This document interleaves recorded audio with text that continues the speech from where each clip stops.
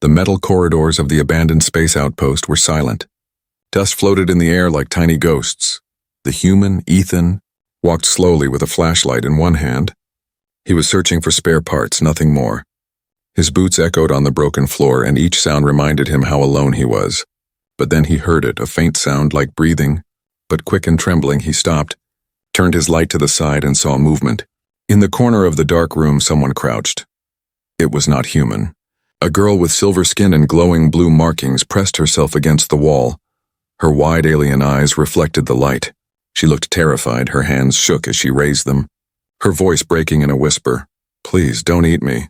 Ethan froze. He had met many aliens before, but never had one begged like this. He lowered his light so it would not blind her. His voice was calm, gentle. "I'm not going to hurt you." But the girl shook her head violently, her voice cracked with desperation. "I know what your kind does. I know the stories. Humans mate by eating their partner. You came for me, didn't you?" Ethan almost laughed at the absurdity, but the fear in her voice stopped him. This was no joke to her. She truly believed it. Her entire body trembled, as if she expected him to lunge at her throat. Slowly, Ethan crouched down, keeping his distance. He set his flashlight on the ground so his hands were empty. "Listen, I don't know who told you that, but it's not true. Humans don't mate like that." But his words only made her panic more. Her breathing grew faster, and she pressed herself harder into the wall. "Lies," she whispered. "That is what humans say before they strike. You want me weak? You want me afraid?" Ethan felt a wave of frustration but forced himself to stay calm. He thought of her like a frightened animal. One wrong move and she would break. He opened his small pack and pulled out a ration bar. He slowly placed it on the floor in front of him and slid it toward her. The alien girl's eyes darted to the bar. Confusion flickered for a moment. She hesitated, then shook her head again. "Poison," she whispered. "You want me to eat so you can eat me later?" Ethan sighed. He unwrapped the bar and took a bite himself, chewing slowly so she could see. Then he set the half-eaten bar back on the ground and leaned away. His hand stayed open, his movements slow. Minutes passed. The girl did not move. She kept her glowing eyes fixed on him. Ethan could see the battle inside her. Fear against hunger. Finally, with trembling hands, she reached out and grabbed the bar, pulling it back quickly like a cornered animal. She sniffed it, then took the smallest bite. Her eyes widened. It was real food, not poison. She ate again, her shoulders shaking as she chewed for the first time. She looked less like prey and more like someone alive. Ethan watched quietly. He didn't want to scare her, he just sat there, letting the silence speak. After a while, the girl whispered, "Why didn't you take me? Why didn't you eat me when you had the chance?" Her words struck him. Ethan realized this was not just her fear. This was her entire culture's belief. A myth passed down, a nightmare told as truth. He rubbed his face. "Because that's not what humans are." "We don't do that, I promise you." She stared at him. Still unsure, but something inside her shifted. He could see it in her eyes. The wall of terror had cracked. Then from the corridor behind them a sound echoed. Heavy footsteps. Others were coming. The girl gasped, fear returning to her face. "If they see you, they will kill you. They believe the stories too," she whispered. "You must leave." Ethan stood, his jaw tight. He looked down at her, still trembling, still half believing the myth, but no longer begging for mercy with the same hopelessness. A fragile thread of trust had formed, and Ethan knew one thing: he could not leave her behind. The heavy footsteps echoed through the corridor. Ethan froze, his eyes darted toward the sound, and then back to the alien girl. She was trembling again, clutching the half-eaten ration bar like it was her last hope. "Hide," she whispered, her voice sharp and desperate. "If they find you, they will believe the story. They will think you came to eat us." Ethan understood the danger. He quickly moved behind a broken control console. Crouching low, the girl pressed herself against the wall, shadows wrapping around her glowing markings. She tried to dim her light by holding her arms tight against her body. Two figures entered the corridor, their steps heavy. They were her people, taller than Ethan, with the same glowing lines across their skin. Their eyes scanned the darkness. Their voices were low but carried in the silence. "Did you hear something?" one asked, his tone suspicious. "Yes," the other replied. "Something is here, maybe one of the humans. We must be careful." Ethan's heart pounded in his chest. His fingers tightened around the strap of his pack. He had no weapon that would help against two of them. If they believed the same myth as the girl, he was already in danger. The alien girl lowered her head and spoke quickly. It was nothing, just the sound of metal falling. You should not stay here. The first alien frowned. Stepping closer, his eyes narrowed. Why are you alone here, Lyra? Where is your group? The girl, Lyra, trembled but forced herself to speak. I was searching for salvage, that is all, please. I'm fine. The second alien's gaze lingered on her face, then drifted to the ration wrapper clutched in her hand. His eyes widened, suspicion hardening. What is that? Lyra quickly hid it behind her back. Just scrap I found, she lied. But her voice cracked. Ethan held his breath. If they discovered the ration bar, everything would be over. They would know a human had given it to her. The taller alien leaned closer, sniffing the air. Food, he muttered. That is human food. His face twisted in fear and anger. Lyra, did a human touch you? Lyra shook her head violently, her voice breaking. No, please, I only found it. No human is here. The two exchanged a look. Their suspicion still strong, but finally one shrugged. If a human is here, we will find it soon. They cannot hide forever. He turned, motioning for the other to follow. Their footsteps faded back into the distance. When silence returned, Lyra's knees gave out. She collapsed against the wall, her chest rising and falling in shaky breaths. Ethan stepped from behind the console, his face tense but calm. You just saved me, he said quietly. Lyra looked up, tears gathering in her strange, glowing eyes. No, I only delayed it if they find out the truth. If they find you, they will kill you. They think you came to devour us. They think that is how you take mates. Ethan shook his head, frustration and sorrow mixing inside him. That story, where did it come from? Who told you humans do that? Lyra hugged her knees, rocking slightly. Her voice was almost a whisper. It is what we are taught as children. The elders say humans are predators of love. They eat to bind, they eat to own, to resist is death. To submit is survival. The words chilled Ethan. He could see it in her eyes. She wasn't lying. She wasn't exaggerating. This was her world. Her truth. Her entire culture had been poisoned by a myth about his kind. I don't know how it started, Lyra said, tears slipping down her cheeks. But every story, every warning, it says the same thing. If a human ever comes close, we must beg for mercy. We must give ourselves willingly, or else they will feast. I begged you because I thought it was the only way to live. Her words struck Ethan like a blade. He remembered the way she had cried in terror when she first saw him, the way she still flinched at his every movement. This was not just fear of him. This was generations of fear shaping her every thought. Ethan moved closer, slowly, careful not to frighten her. He sat on the floor across from her, his voice calm but steady. Listen to me, Lyra, I will not hurt you. I don't want to eat you. I don't want to own you. I only want to help. Lyra searched his face, her eyes wide, her voice trembled. Why would you help me? Why would a human not take what they want? Ethan thought for a moment, then pulled something from his pack. It was a small photo, his sister's smiling face. He placed it gently on the ground and slid it toward her. She is my family. Ethan said softly. Back home, we protect the ones we care about. We don't eat them, we don't destroy them. We love them, we fight for them, that's what it means to be human. Lyra stared at the picture. Her lips trembling for the first time, her eyes softened. She touched the photo with shaking fingers as if afraid it would vanish. Her voice was barely a whisper. If what you say is true, then everything I was taught is a lie. Ethan leaned forward, his voice firm. Then let me prove it to you. Stay close to me, trust me. I'll show you that not all stories are true. But before she could answer, the sound of alarms filled the station. Red lights flickered, echoing through the broken halls. Lyra's face went pale. Her voice broke with fear. They are coming back. And this time they will find you. Ethan stood jaw tight. He looked down at her trembling form, and his choice was clear. He could run and save himself, or stay, and risk everything for her. The alarms wailed through the outpost like the cries of a dying beast. Red warning lights pulsed across the walls, flashing shadows on Ethan's face. He grabbed his pack and turned to Lyra, who was frozen in fear. Her glowing markings flickered wildly as if her own body betrayed her panic. They are coming, she whispered, her voice cracking. The guards, the elders, everyone. They will see you. They will believe the stories.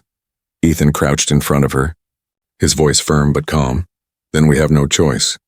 We show them something different. We show them the truth, but Lyra shook her head violently, her eyes wide with terror. They will never believe you. They will see only what they expect to see. A human predator, a devourer of love. If you stay, you will die, and I—" Her words broke into a sob. "They will say I was already claimed by you." Ethan clenched his jaw. His mind raced. He knew running was possible. But the image of leaving her behind? Terrified and alone burned inside him. He refused. He would not be another shadow in her nightmare. He reached into his pack again, pulling out another ration bar. He broke it cleanly in half, ate one piece himself, and placed the other in her trembling hands. "If they see this, maybe they will understand," he said. "That I share food, I don't take lives." Lyra stared at the bar in her palm, her throat tightening. To her people, humans feeding instead of devouring was unthinkable, but here was proof plain and undeniable. She hesitated, then slowly raised it to her lips, biting. Her eyes widened at the taste, then she looked at Ethan. "Confusion deepening, you eat." "The same as us," she whispered. Ethan gave a small smile. "Yes, and not each other." The sound of footsteps thundered closer. Lyra's head snapped toward the corridor. Her entire body shook. "It's too late," she said. "They're here." The door burst open and a group of 4 aliens stormed inside, their glowing bodies painted in the red flicker of alarms. Weapons in their hands hummed with energy. Their leader, a tall figure with golden markings across his skin, raised his voice. "Step away from her, human." Ethan raised his hands slowly, palms open. "I don't want to fight," he said. "I mean no harm." But the leader's eyes narrowed, his words sharp with disgust. "Lies, you lure her with words, then consume her when she submits. We know your kind, predator." Lyra gasped, tears spilling down her cheeks. She held the ration bar up with trembling hands. "No!" "He gave me this. He shared food. He did not take. He did not hurt me." The group faltered, glancing at one another. Confusion rippled through them, but the leader snarled, "Deception!" "That is how they begin, with tricks, with false kindness. Then comes the devouring." Ethan's chest tightened. He realized words alone would never undo centuries of fear. He needed more, something undeniable. He reached into his pack, pulled out his water canister, unscrewed the lid, and placed it in the center of the floor. "If you think I want to harm her," he said firmly, "then watch me. Watch what I do." He poured the water slowly into a cracked metal bowl lying in the debris. The sound of water splashing echoed in the tense silence. Then he pushed it gently toward Lyra. Lyra's lips trembled. She looked from the bowl to Ethan, then to her people. Her voice was soft but carried strength. "He gives, he does not take, he feeds me. He does not eat me." The guards hesitated, doubt flickering in their glowing eyes. But the leader growled, "It is a trap, always a trap." He raised his weapon, energy sparking before he could fire. A sudden crash shook the outpost. The floor trembled, metal groaning as something massive shifted above them. Dust rained from the ceiling. Everyone staggered. Ethan lunged instinctively, shielding Lyra with his body as debris fell. When the shaking stopped, Ethan stood slowly, still holding Lyra close. She looked up at him in shock, her glowing eyes wide. He had risked himself to protect her. Not consume her, not claim her, but to save her. The guards stared, their weapons lowered slightly. None of them spoke. For the first time, they saw something that didn't match the story they were taught. A human who protected instead of devoured. Ethan released Lyra and stepped back, his voice steady. "If I wanted to harm her, I had the chance, but I didn't because the stories you believe. They're wrong." The silence that followed was heavy. Lyra's voice broke it, trembling but strong. "He is not what they told us. He is not what we feared. He saved me." The guards exchanged uneasy glances. Doubt spread among them like cracks in glass. The leader, however, still glared with fury. His voice was harsh. "This changes nothing. One act of mercy does not erase what your kind has done. Leave this place or we will force you to." Ethan stood tall, his heart racing. He knew the battle was not over. The myth was too deep, too powerful to be broken in a single moment. But he also knew one thing. Lyra had seen the truth, and perhaps through her, others could too. As the guards backed away, still whispering among themselves, Ethan turned to Lyra. She was shaking, but this time, it was not only from fear, it was from the weight of realization. The seed of doubt had been planted in her heart. For the first time, she dared to believe the myth might be a lie. The alarms finally went silent, leaving only the echo of fading footsteps. Ethan and Lyra stood in the broken corridor. Their breaths were uneven, but the danger had not passed. The guards had not arrested him. Yet their leader's warning still burned in Ethan's ears. "They will not let this go," Lyra whispered, clutching her arms tightly. "They will tell the elders. They will call a gathering. You should leave before it happens." Ethan shook his head, his voice steady. "If I leave now, the myth stays alive, and you will still be trapped in fear. I can't run. Not when there's a chance to change something." Lyra's eyes flickered with doubt, but deep inside, she no longer looked at him with the same terror. There was still fear, yes, but also a fragile thread of trust. She took a shaky breath and whispered, "Then come with me if they call the village. You must face them, maybe. Maybe they will see what I saw." They walked together through the crumbling outpost until the red light of dawn spilled over the horizon. Beyond the wreckage, nestled in the rocky cliffs, lay the village of her people. Small dwellings carved into the stone glowed faintly with bioluminescent patterns.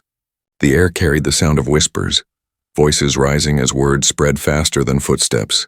By the time they reached the heart of the village, a crowd had already gathered. Dozens of aliens with glowing skin and cautious eyes stood in a circle. The guards had already spoken, and fear hung in the air like smoke. The village elder, an ancient figure with markings so bright they pulsed like fire, stepped forward. His voice carried the weight of centuries. "A human has come among us," he declared, "and one of our daughters has been touched by him. The stories warned us of this day. The devourer walks here," the crowd murmured in fear. Many pointed at Ethan, their eyes wide with disgust and dread. Mothers pulled their children close. Fathers clenched their fists. Ethan stood still, hands open at his sides. He could feel the weight of their hatred pressing against him, but he refused to step back. His eyes scanned the crowd, then rested on the elder. "I'm not what your stories say.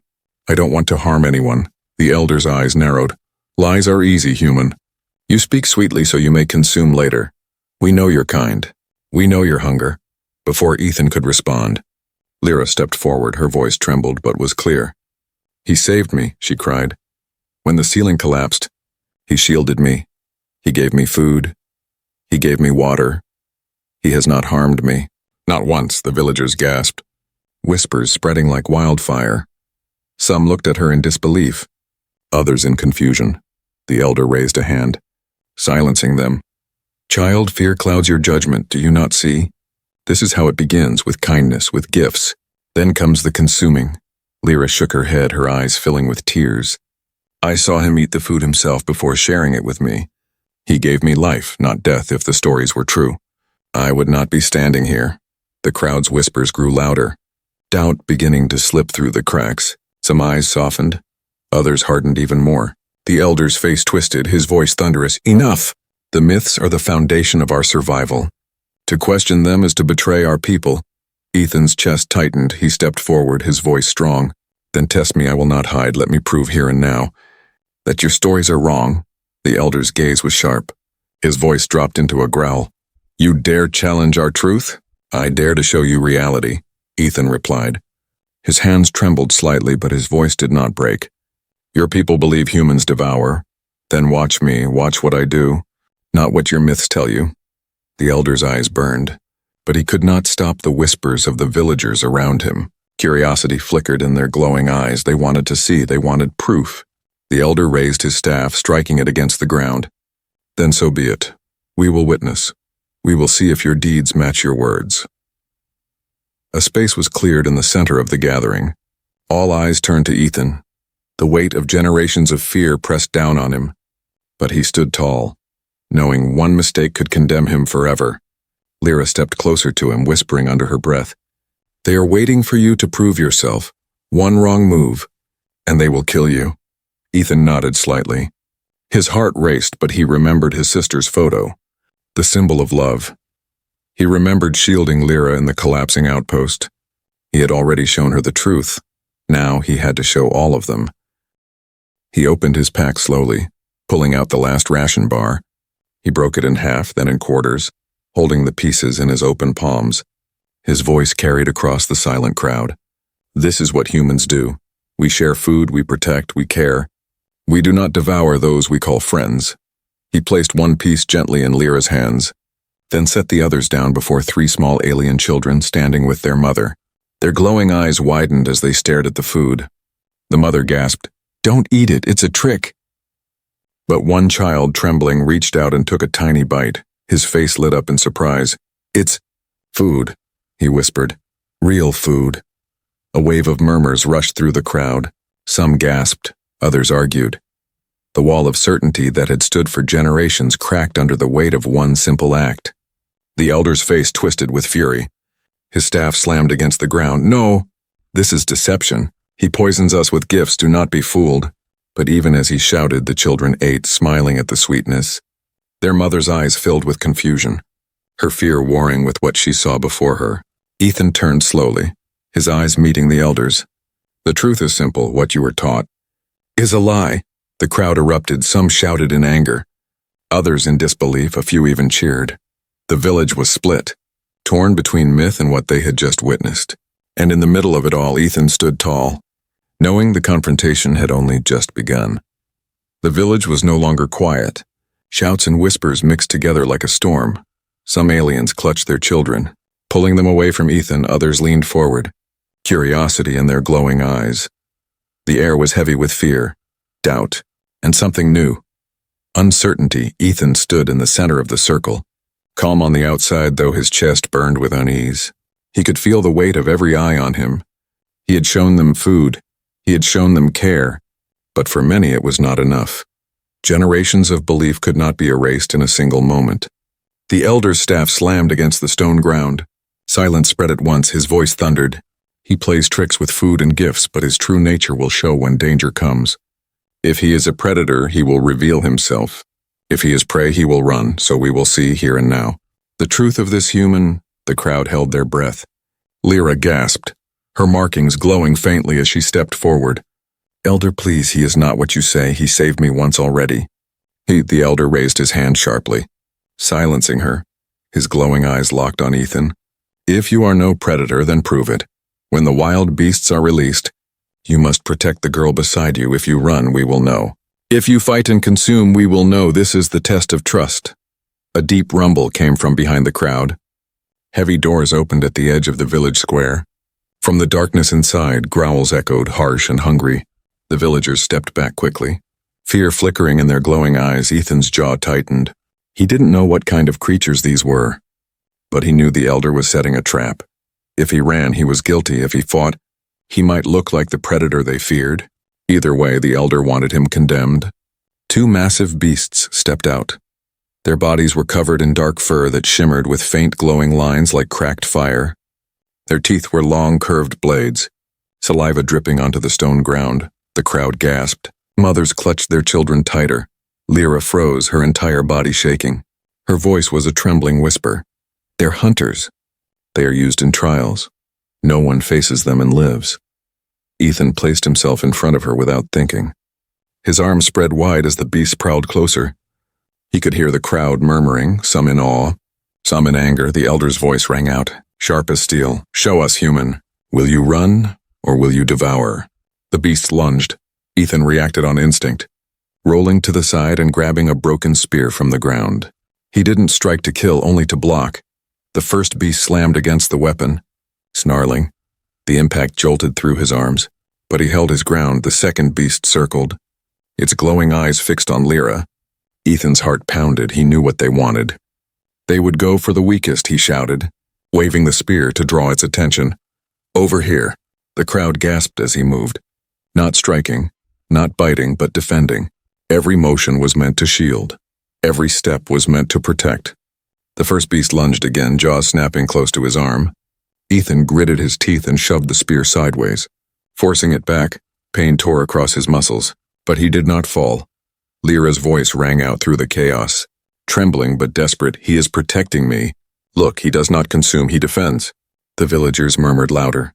Some of them leaned forward, doubt thick in their voices. The elder clenched his jaw, fury flickering in his glowing eyes. The second beast lunged for Lyra. Ethan's heart stopped. He had no time to think. He threw his body between them, the beast's claws tearing across his shoulder. Blood splattered across the stone. The crowd cried out in shock. Ethan staggered but did not fall. He raised the spear with his shaking arms and pushed the beast back again. His teeth clenched against the pain. He stood like a wall, refusing to let them through. The beasts circled once more, growling, But Ethan did not attack to kill. His movements were desperate but controlled. He only defended, shielding Lyra with his body. Every villager saw the blood pouring from his wound. But still he stood. Minutes felt like hours. The beast lunged again, but suddenly a sharp whistle cut the air. Guards stepped forward, pulling them back with long chains glowing with energy. The creatures snarled but were dragged into the dark cage once more. The heavy doors slammed shut behind them. Silence filled the village, broken only by Ethan's ragged breaths. His arm hung limp, blood dripping onto the stone. Yet he still stood in front of Lyra, shielding her with his body. The elder's face was dark with rage. His voice sharp. Tricks, nothing more. He refused to strike because he feared showing his true nature. It is all deceit. But the villagers no longer looked at Ethan with pure fear. They had seen the truth with their own eyes. A human bleeding, fighting not to devour but to protect. A mother from the crowd stepped forward, her voice shaking. Elder, if he wished to consume, he could have let the beasts tear her apart. Instead, he bled for her. Another villager spoke. The stories never told us this. What if the stories were wrong? The crowd erupted into whispers again, divided. The elder raised his staff to silence them. But the doubt had already spread too far. It could not be silenced. Ethan staggered. His knees weak from blood loss, Lyra caught him, her small frame straining to support him. Her glowing eyes burned with defiance as she faced her people. He is not a predator. He is proof that the stories are lies. The elder's staff trembled in his hand. His voice was low but furious. If this lie spreads, everything we built will collapse. He cannot stay. He will destroy us. But Ethan, through gritted teeth, lifted his head and whispered, loud enough for all to hear, I don't want to destroy you. I want to save you from fear. And in that moment, the villagers faced a choice: believe the elder's voice or the human's blood on the stones. The village square was stained with Ethan's blood. His chest rose and fell in shaky breaths, but he still stood in front of Lyra. His legs trembled, his arm hung weak at his side, yet his eyes burned with determination. He had not run, he had not consumed. He had chosen to bleed for her. The crowd saw it. Mothers whispered to their children. Fathers shifted uneasily. The myths told them humans were predators, but the man before them looked nothing like a predator. He looked like a protector. The elder slammed his staff again, trying to regain control. You are blind, he thundered. He bleeds because he is weak, not because he is kind. His tricks twist your hearts, do not fall for them. But his words no longer carried the same weight. Too many had seen what they were not supposed to see. Doubt had rooted itself in the villagers' hearts. Lyra stepped forward, holding Ethan upright. Her voice rang with courage she had never known before. No, you cannot deny what we all saw. He faced the beasts he did not devour. He gave instead of taking. He bled to protect me. Would a predator risk their life for prey? The villagers murmured again. Louder now, some nodded, others shook their heads. The old fear battled the new truth. The crowd was split. The elder's glare turned sharp as a blade. His eyes locked on Ethan. Leave now, human. You are not welcome here if you stay. You will poison our people with lies. Our foundation will break. Ethan, weak but steady, lifted his head, his voice cracked but carried. Then maybe your foundation was built on fear, not truth. The elder's markings burned brighter with rage. But before he could speak, a voice rose from the crowd. It was the mother whose child had eaten Ethan's food. Her voice trembled but was strong. Elder, I saw my child eat his gift. He is alive, he is well, there was no poison. No trap. If this is a lie, then why does my son still breathe? The crowd erupted, voices clashing, fear against faith, myth against proof. The village was no longer united that night. Ethan was taken not to a prison, but to a small cave outside the village. Guards stood watch, but they did not chain him. They only whispered to each other, doubt in their glowing eyes. Lyra stayed with him, refusing to leave. She tore strips of cloth and pressed them against his wound. Her hands shook, her eyes wet with tears. You are a fool, she whispered. You should have run. You almost died for me. Ethan gave a weak smile. Maybe I am a fool, but if I ran, you would still believe the myth, and maybe deep down, so would I. Lyra lowered her head, her voice soft. I don't believe it anymore. Not after today. Her words hung in the silence. Fragile yet powerful, for the first time, she dared to think her people's greatest fear was nothing but a lie. In the days that followed, whispers spread through the village like fire. Children spoke of the human who shared food. Mothers remembered how he shielded the girl. Fathers argued about the truth of the myths. For every voice of fear, another voice rose with doubt. Lyra walked beside Ethan through it all. She brought him food when others turned away. She sat with him as he healed. Her glowing markings, once dimmed by fear, now seemed brighter. She began to smile when he smiled, laugh when he joked. For the villagers, this bond was more dangerous than any battle, a human and one of their own. Walking together, sharing meals, speaking like equals. It was living proof that the myth was breaking. The elder tried to crush it. He stood in the square each night, warning his people that kindness was only a mask. Do not be fooled, he roared. The moment you trust, he will strike. But the more he shouted, the more people turned their eyes toward Ethan and Lyra. They saw not fear, but warmth. They saw two beings sharing bread and water instead of blood and flesh. One evening, as the sun dipped behind the cliffs, Ethan sat outside the cave. His arm still bound but healing, Lyra sat beside him, watching the colors of the sky fade. For a long time they said nothing, only listening to the quiet of the world around them. Finally Lyra spoke, her voice soft but clear. I used to think humans were monsters. I used to believe every story, but when I look at you, I don't see a predator, I see... She hesitated, searching for the word. A friend? Ethan turned his head, a faint smile on his tired face. That's all I ever wanted to be. The silence stretched again. But this time it was not heavy, it was gentle, filled with something fragile and new. But far away in the elder's dwelling, plans were being made. His pride was wounded, his power shaken. He would not allow one human to unravel centuries of control. He whispered to the guards loyal to him, his voice cold. If the people will not see the truth in words, they will see it in blood tomorrow. The human dies, unaware of the danger. Ethan and Lyra sat under the fading stars, the bond between them growing stronger. Beyond fear, beyond myth, something greater was beginning. The night was quiet, but the silence carried danger. Ethan lay in the small cave, his wounded arm bandaged by Lyra. His body ached, yet he finally felt peace. For the first time since arriving, he had a friend, someone who saw him for who he really was. But in the shadows of the village, the elder gathered his most loyal guards. His voice was sharp, full of fury. Tomorrow the people will choose, but tonight we decide. The human cannot be allowed to live. His lies poison our hearts if he wakes with the dawn. Our stories will die. The guards nodded, fear and loyalty binding them.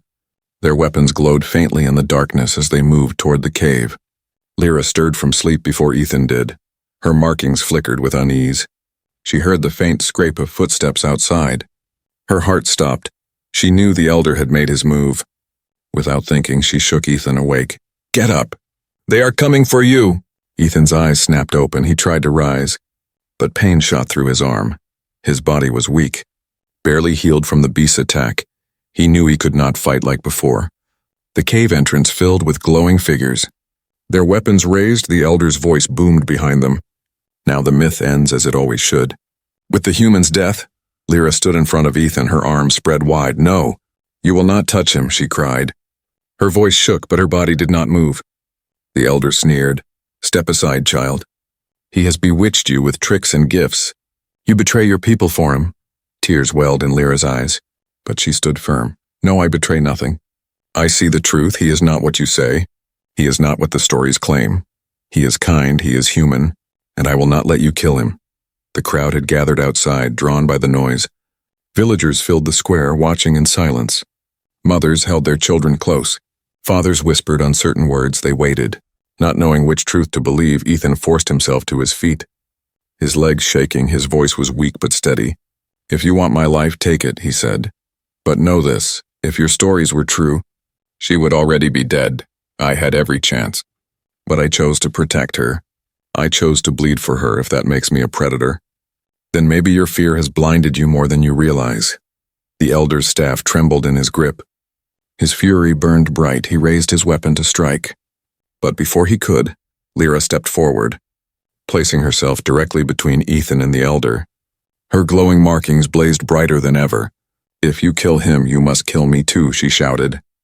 Her voice carried across the square, louder than the elder's fury. Because I believe him.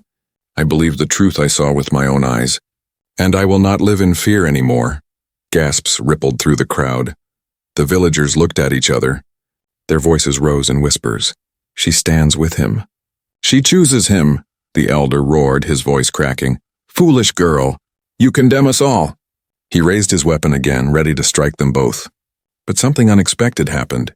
A villager stepped forward, then another, then another. Soon half the crowd stood in front of Ethan and Lyra, their glowing bodies forming a shield. One voice cried out, "If she believes, then so do I." Another shouted, "The stories were wrong, I saw him protect her." The elder's power slipped like sand through his fingers. His rage could not silence the wave of voices rising against him. His weapon lowered slowly, his markings dimming with defeat. Ethan swayed on his feet, blood staining his bandages. But when he looked at the crowd standing with Lyra, hope burned in his chest. For the first time, he saw not fear in their eyes, but courage. The elder dropped his staff, his voice bitter. "If you choose this path, then you choose ruin. Do not expect me to save you when the truth devours you all." With those words, he turned and walked into the shadows.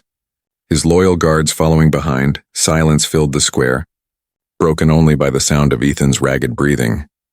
Then slowly the villagers approached. Children touched his arm, mothers offered water, fathers bowed their heads. They no longer looked at him as a monster. They looked at him as something new, an ally, a protector, a friend. Lyra turned to him, tears shining in her glowing eyes. "You changed everything," she whispered. "Not with fear, not with power, but with kindness." Ethan gave a tired smile, his voice soft. "Maybe the best way to break a myth is to live the truth," the villagers cheered, their glowing bodies lighting up the square like stars. For the first time in generations, the myth was broken, replaced not with fear, but with hope. And in the middle of it all stood Ethan and Lyra, side by side, proof that trust could grow even from the deepest fear, proof that humanity's strength was not in devouring, but in protecting. The story of the predator was gone, and in its place a new story began.